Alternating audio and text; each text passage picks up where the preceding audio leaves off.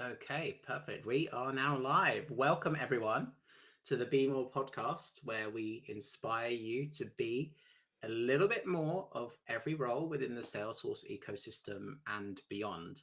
Today is a very special episode because we are going a little bit broader than the direct Salesforce ecosystem because it is our first live streamed episode. So hopefully there's a couple of people watching us live. And if you have any questions during our conversation, then feel free to pop those in the chat box and we will do our best to answer any of those as they come across.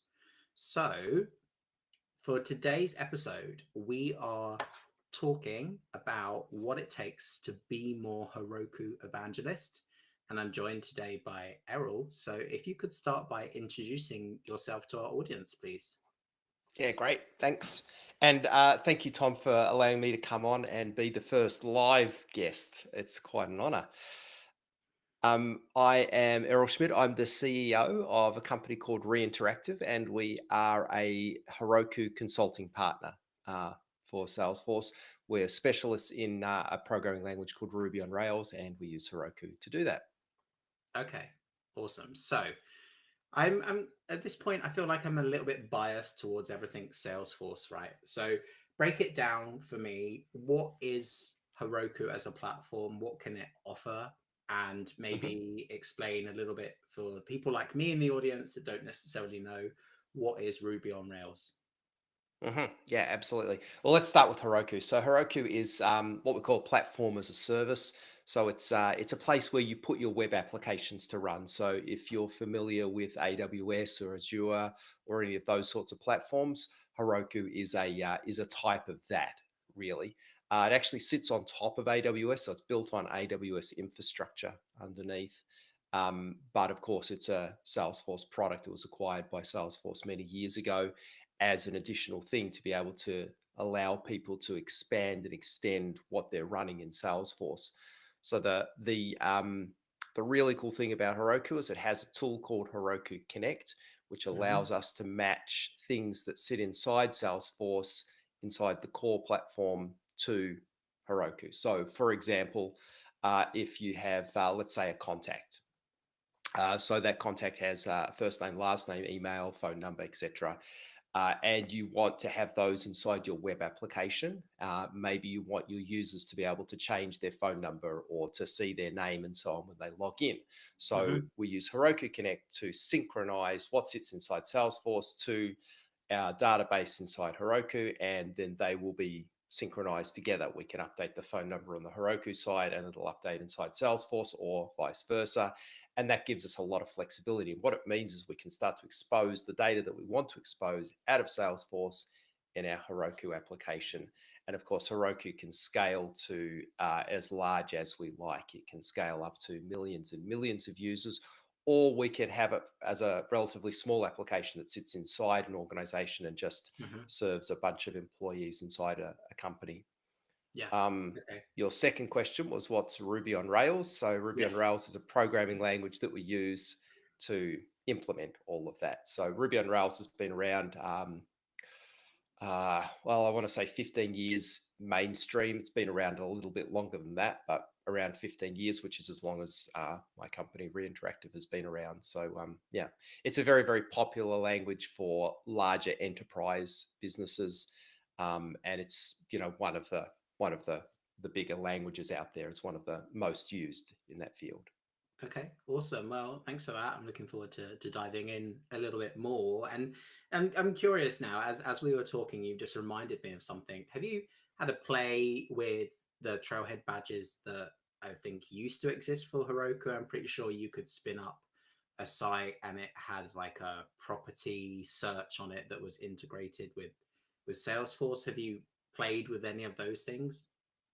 I don't know that specific one, but yes, I mean I've done a bunch of those trailheads. There are some really good tools that you can jump into to be able to implement Heroku Connect inside Trailhead and learn how to use it. The good thing about Heroku is, unlike AWS and some of its counterparts, is it's simple to set up and use. I actually did a demo of this at TDX earlier this year. Hmm. So at TDX you've got 40 minutes to do your session. So what I did is I spun up an instance of Heroku, um, and Heroku Connect, set up the database, set up an entire application all live on stage. So it takes minutes to set up and to use, and it's very, very simple to use. Yeah. Was that TDX this year? Yeah. Yeah. Hmm. So there Yeah. was no, just to clarify, there was no agent force in your presentation at Oh, there all. was Agent Force in the Oh, okay. presentation. Don't worry about that. Yeah. I was thinking, oh, there's something missing here, right? Yeah. Yeah. Oh no, there Okay. was. I spent that time to get up to the Agent Force bit because Right. what I was actually demoing was how you can use an agent inside Salesforce to manipulate some data, which then flows through into your Heroku application, basically. Oh, nice. So kind of Yeah. like a connected journey. Exactly. Yeah, that's Yeah. right. Yeah, that's right. But actually, it's actually really simple to do once you know how to set up an agent in Salesforce. It's Hmm. really simple to use the output of that to manipulate something inside Heroku. Yeah. Okay. Awesome. Well, let's dive into kind of the first of the questions, really, which is kind of introducing your role as a Heroku evangelist. Like, how would you define that or describe that to our audience?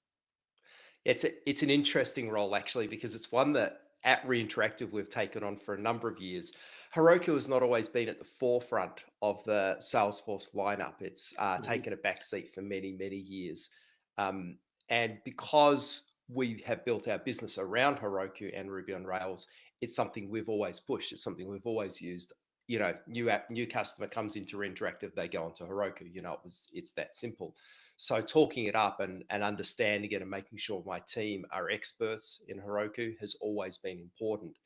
Um, what's changed though is maybe the last year and a half, 2 years, is the positioning of Heroku within Salesforce has changed dramatically. So it's gone from a um, uh, small tool that sat underneath platform inside Hmm. Salesforce to now its own business unit.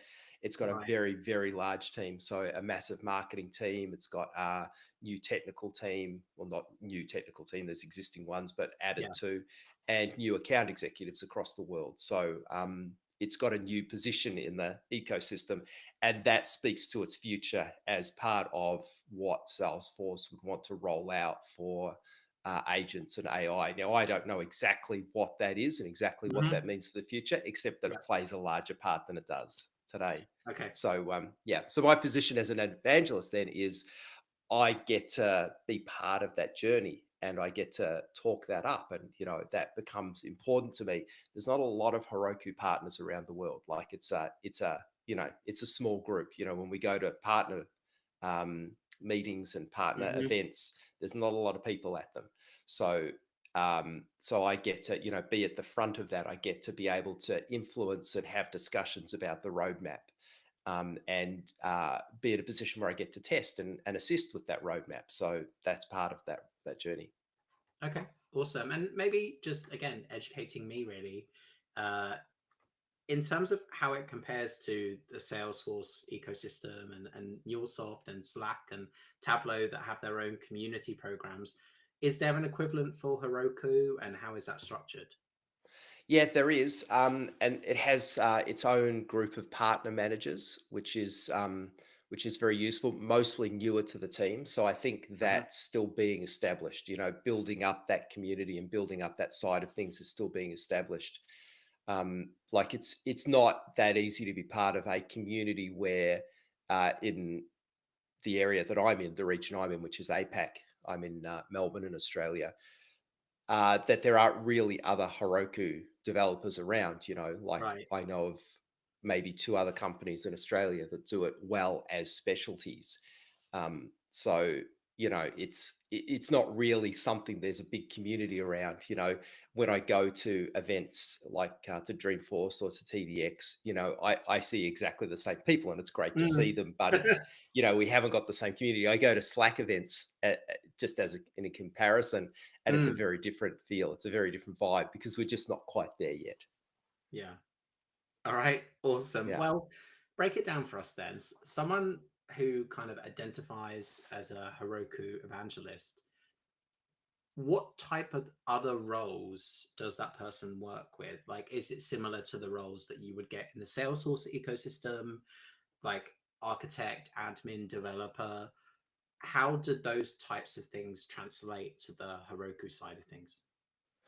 Yeah, look, I think most of my activities in terms of that role of being an evangelist is enabling. So I have one of my team members, Sandra, who spends almost her entire work week contacting account executives and booking in meetings. And then I attend those meetings and tell the account executives what Heroku is, how it Hmm. fits into their tool belt, how they can sell it, what to look out for, how to find opportunities, and I do several of those a week. I mean, there's thousands and thousands of account executives across the world. Most of them know little about Heroku, if they know anything at all.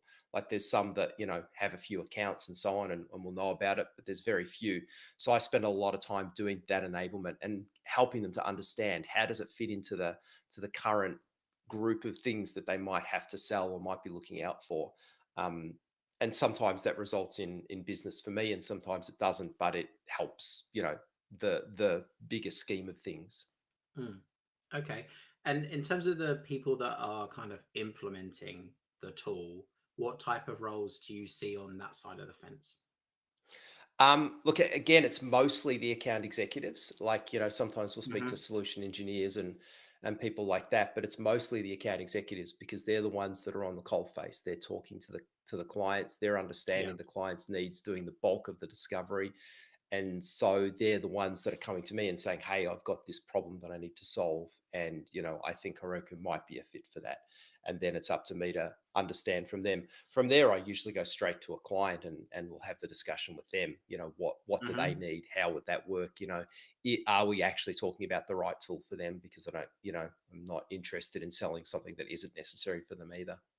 Yeah. Okay. Awesome. Well, that's great because it's really important to have that relationship with your clients. You're ultimately working for the benefit of your client. Oh yeah. And, sometimes you Yeah. might have to say, well, actually, Heroku isn't right here. Maybe X is better instead, right? Right. No, that's exactly right. In fact, we've got, community licenses, for example, which can Mm. fit some of the same space. So I have to be cautious to not oversell or to sell something that's not necessary. I'll give you an example of that actually. I have a Mm. large client in Australia. Um, in financial space, and they're a large Salesforce user, and we do a lot of work for them. But it's Ruby on Rails work. It's not Heroku work. Actually, they don't use Heroku. But they came to me and said we want to rebuild our platform for our team that answers the calls. The service inquiries, that sort of thing. So it's a team of about 100 people in Australia on the phones all the time, and they had a piece of software they were using that was not really fit for purpose, and it wasn't Hmm. correctly flowing information into Salesforce. And so it was like this disparate thing. So they were like, okay, we've got to unify this data and have our call center staff using software that's directly sitting inside Salesforce. So they came to me and said, is Heroku a good solution for that? And we reviewed it, and the truth is, it wasn't. Um, because to build something in Heroku would have been fine, but cost wise and time wise, it wasn't an efficient way to solve that problem. A community license for it's just 100 people. It's not really going to expand outside that 100. Like maybe they'll Hmm. expand to 110, 120, but it's not going to go to tens of thousands of people. It's never going to be outside the organization. And they just need a really simple user interface, so something that actually sits right inside of Salesforce was ideal for them. Just remove all of the fields they don't need, just leave the fields that they actually want. And Hmm. then that worked perfectly. And they implemented that and it's working great. Okay. All Yeah. right. Well, that's great. Thanks for sharing that with us. And thinking about this now as a Heroku evangelist, do you focus on Heroku full time, or do you do, as you kind of already alluded to, kind of side projects in just Ruby for Rails and other things as well? Yeah. Look, I mean, primarily we're Ruby on Rails. Like Yeah. that's what we do. Using Heroku is a natural part of that simply because Heroku was actually the application platform that was written for Ruby on Rails. Like when Ruby on Rails was first developed as a programming language, the developers of the language and the initial users were like, the cloud offerings at the time were very complex, difficult to use. They wanted something that was as simple for them as the actual programming language. So Heroku was actually developed for that purpose. So Ruby on Rails and Heroku are a perfect fit together. Um, so we get two types of clients. One will be the brand new person. They just want an application built.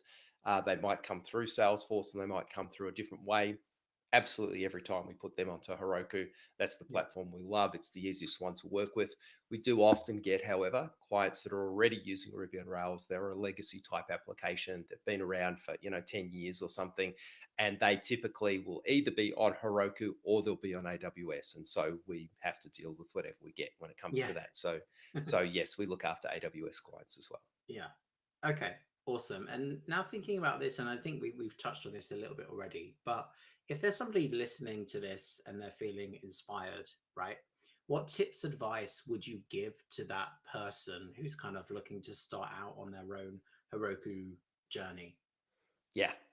A couple of things I would say is one, we spoke about the trailheads on Heroku. It's They're dead easy to use. They're dead Hmm. easy. Like you might think there's a barrier in particular if you've been using anything like AWS in the past. Like there's complexity with those tools. There's difficulty, and it puts people off. Like AWS engineers, they study for months and months on their certifications, sometimes much, much longer. With Heroku, you can be up and running in an afternoon. Like, hit those trailheads and you'll be up and running in an afternoon, understanding Heroku and be able to use it in a production environment. Like, Hmm. it's not that difficult to learn. There's exams that you can then do after that might take a little bit more work, but it's not a ton. So setting up and maintaining Heroku is not a difficult thing. It's intentionally easy to use. Um, the other thing that I'll say is based on the fact that there is a lot of team members within Heroku, there is quite a roadmap being developed to modernize the platform. Um, that there is quite a future inside Heroku. So if you're a Salesforce partner or a developer of some kind looking to add more skill to your team, Heroku is Hmm. a great path to go down because there are quite a lot of people and they're eager to help you to get up and running as well. Like, become a partner, become part of the ecosystem. There's a lot sitting there. Okay. And a bit of a maybe more technical leaning question now, but I'm always curious about these things. How can you actually get your hands on Heroku? Because I think historically you could sign up for a free trial or like a developer org like you would have in Salesforce. How Yeah. does that work now? Do you have to be a partner? Like, what's the situation there? Right. Yeah. Okay. So, unfortunately, because of some bad actors, the free tier is not any longer available. It just got used by the wrong people for the wrong things. So, Right. so the free tier is not available unless you've got a .edu email address. Then you can jump into that. Otherwise, there's a very cheap tier, like from something in the order of about $5 a month. You can get started on Heroku, and you don't need enterprise licensing to get started. You can just go to Heroku.com and literally sign up using a credit card. So that's the easy path in. And all you need to get started is, well, two things. One is a dyno. So a dyno is like the compute part. It's the thinking part of Heroku. So it's where the Hmm. application actually sits and does all the work. And you need a database. Typically, for most applications that you're going to write these days, you need a database. Um, as long as you have those two things signed up for, and you can go on a free tier for, sorry, on a cheap tier for the database as well. So the price of entry is very, very cheap, and it's easy to get started. And so long as you know something about programming, you don't even have to know a whole lot Mm. these days. Like you can get started using some of the AI tools that are available and actually get something up and running in an afternoon, quite Yeah, honestly. or a So, TDX yeah. session. Yeah. Oh, Yeah. that's right. Yes. Yeah, I did a couple of those. Yeah. Yeah, that's right. Just follow along. Yeah. All right. Yeah. Awesome. Well, that's fab. So Mhm. thinking about this now as a journey, and you've been on your own journey, and we're all learning each and every day. Hopefully, you learn something new. If you were to start out again, is there anything you would change or do differently? Yeah, that's a great question. I often think about that actually, Tom, because we're in a period of time right now where a lot of us are rethinking our strategies for business, for what we offer, and how we bring that to our clients. And our clients are thinking this too, like, what Mm, is the future? So, it's not even a matter of if you were to start again. For a lot of what we're doing, there is a rethink of everything going on. So business wise, no, I don't think so. Like, how I structure the business is correct. I've got the core team members that I rely on day to day. I've got a large team of developers, and yeah. I employ those developers around the world so that I can cover an international market. So that part of it is absolutely correct. And no, I don't think I would change that. But there are some things that I have to consider for the future. Um, and I know it doesn't quite answer the question, but I, Yeah. I think it sort of does, because we are at a point of going, do I need to rethink things wholesale? It's not really Mhm. completely, but there are some things that I go, we've got to keep tabs on these things. In the developer world, there's a lot of interest in how much do these tools develop, and how much does that change the landscape. So if you're familiar with any of the code writing AI tools, you can write a piece of code. Like, if you have familiarity with a programming language, you Mhm. can use those tooling in the developer land. We call it pairing, which is working with another person when you're developing. Um, if you pair with one of those AI tools, you can increase efficiency by minimally 30%. And that's probably on the low end, actually. Like, you could probably increase development even faster than that. So we're using those tools internally, and every development company in the world is, or at least should be. Yeah. So we're getting work done faster, but for the same rate, if you know what I mean. Like, you Yeah. can't charge more because you're using those tools, right? So we have to consider, what does that mean? Here's something I know for sure. Absolutely. The requirement of software development is increasing in the future. More applications are needed. For sure, those AI tools are going to make life easier and easier. Will they ever replace developers? Not 100%, but by a large degree. That just means that the output of each developer is going to increase dramatically. Mhm. Um, and keeping tabs on companies like Salesforce and the direction that they're taking is super important. Like, in the past, it was probably okay to just go, there's the tool set. There'll be a minor update every 12 months or every quarter. And as long as you know what those are, it probably doesn't even matter, because some of those things will be, not even important. But today, every release, every update is important, and you know could completely change everything at every turn. And we see that, so you have to stay on your toes. You have to be um Ready. yeah, Yeah. absolutely. Yeah. Okay, Yeah. awesome.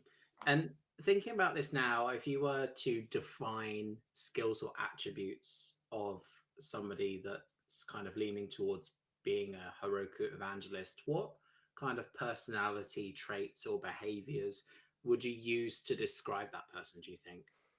I think, just broadly, when we think of that term Mm. evangelist, we're generally talking about someone who likes to stand on a soapbox, that likes to talk. It defines a certain type of personality, an extroverted person. So I think if you were to consider being an evangelist, that is who you have to be. Going to as many events as you can, and I love doing those. Like, I think that's an important part of it. And then once you're at those events, it means talking to every person you can. It means going to all of the smaller after parties and events that you can.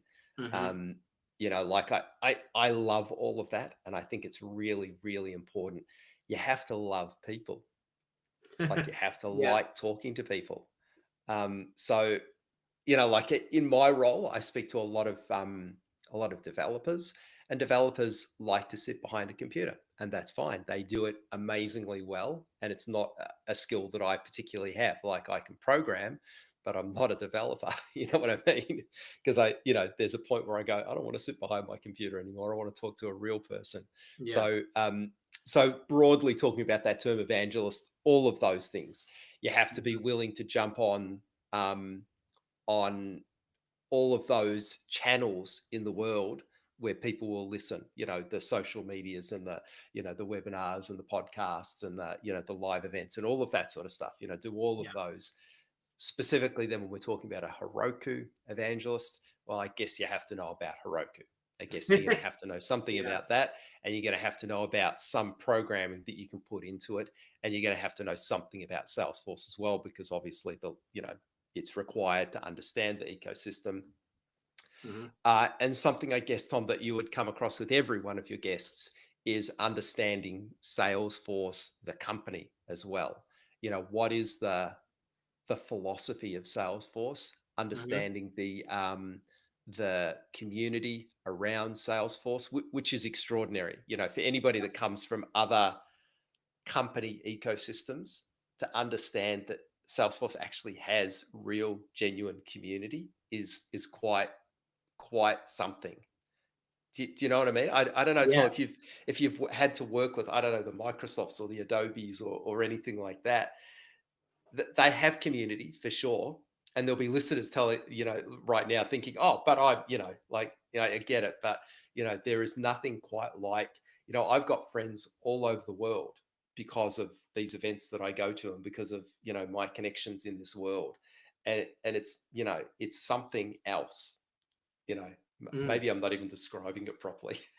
No, I totally get that, and I totally get the power of like the Salesforce community and how it can bring people together. Like I have friends all over the world now, and in fact, been negotiating with somebody that wants me to talk at their user group in Australia. And so Crazy. we're now Okay. negotiating like the right time of day. I think it's going to be 8 a.m. for me and 5 p.m. for them or something like that. Like, but ultimately, like we wouldn't know each other Hmm. if it weren't for the ecosystem, Hmm. right? So Yeah. I can certainly speak to the power of that, and Hmm. ultimately bringing us together as individuals. And yeah, I think that that's super powerful. And don't get me wrong, like I've not been in any other kind of technology ecosystem quite like it, but I just know that the Salesforce ecosystem in particular is renowned for having that kind of special touch and magic. And that's certainly something that I hope that Salesforce continue to nurture, develop, and Hmm. support, because it is important and it does distinguish them from Yeah. other technologies as well, don't you think? Oh, 100%. Yes. Yeah. It's something that it's an X factor Yeah. that you can't just wave a magic wand and have be there. Like it's something that if you've earned it, it's Mm. important. Yeah. Yeah. Yeah. Yeah. Yeah, like I see it, like I go to Ruby on Rails events as well, and I go to those around the world, and obviously people who program in Ruby on Rails, they're passionate about it, and there is a massive ecosystem around that, but it's not a corporate, you know. So to Mm. have that for a corporate entity, and for a group of products that are there as a for profit, it's that's different. Yeah. Yeah. Yeah. Yeah, Exactly. so in to answer the question, what does it take to be a Heroku evangelist? You have to know that and understand it and be part of that. You definitely can't be absent from that. You have to be part of it and contribute to that, and be as willing as possible. Like you just Mhm. said, if someone says, "I need you to do an event," of course I'll do the event. Of course I will speak at 5 a.m. Yeah. Yeah, Yeah. yeah. Well, it's funny you say that because it is about 5 a.m. for you right now, isn't it? Yes, we've just about Yeah. to hit 5 a.m. Yeah, that's right. Yeah. Well, that's some dedication. Thanks for making the time. So, just thinking about this, right? If there was one thing you'd like to change or make people more aware of about Heroku in general, are there any misconceptions or myths or anything that you'd like to clarify for our audience? So not so much a misconception, but there is a lack of education around Heroku. Like as I said before, I do a lot of enablements with account executives, and I love talking to people about Heroku, Mm, obviously. But the first question that is always asked, even by seasoned account executives, is what exactly is Heroku? How does it fit into the ecosystem? Like, very, very basic fundamental questions. And I'm okay with answering those, of course, but that's something that I would love to improve. Like no one ever says, what is Sales Cloud? No one ever says that, so elevating Heroku's profile so that it's more universally understood. And as a result, account executives, partners understand what an opportunity looks like. Here's the truth. Every company that uses Salesforce has a web-based application. Now, sometimes that's just their promotion. It's their storefront, so to speak, that says mhm, here's who the company is. But a lot of times it's an application that does something as well. Maybe it's e-commerce, maybe it's something more unique and specialized for that company. But everybody has some sort of web application. Every one of those, if they're a Salesforce user, should be on Heroku. Like, there's millions of people that should be on Heroku, and those companies are all using something else. They're all using AWS or Azure or Google Cloud or whatever it might be. And, for some of them, okay, I get it. That's what you've always used, but there is a product that sits within the ecosystem for you. mhm. There's a product that sits within that. You trust Salesforce with your data. Heroku sits within that trust. Yeah, and I think quite importantly as well, plays nicely with Salesforce as well.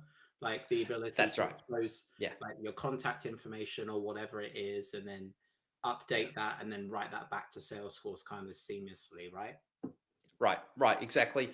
And it also means, one less person to deal with when it comes to renewals and things like that as well. Like, Yeah, yeah, like yeah, just speak to the same account executive who will do your renewal and, sign you up for the next 12 months. And, it does make life a little bit easier. yeah, yeah. Yeah. All right, awesome. Well, unfortunately, we are bringing today's episode to a close, but before we do go, Yep.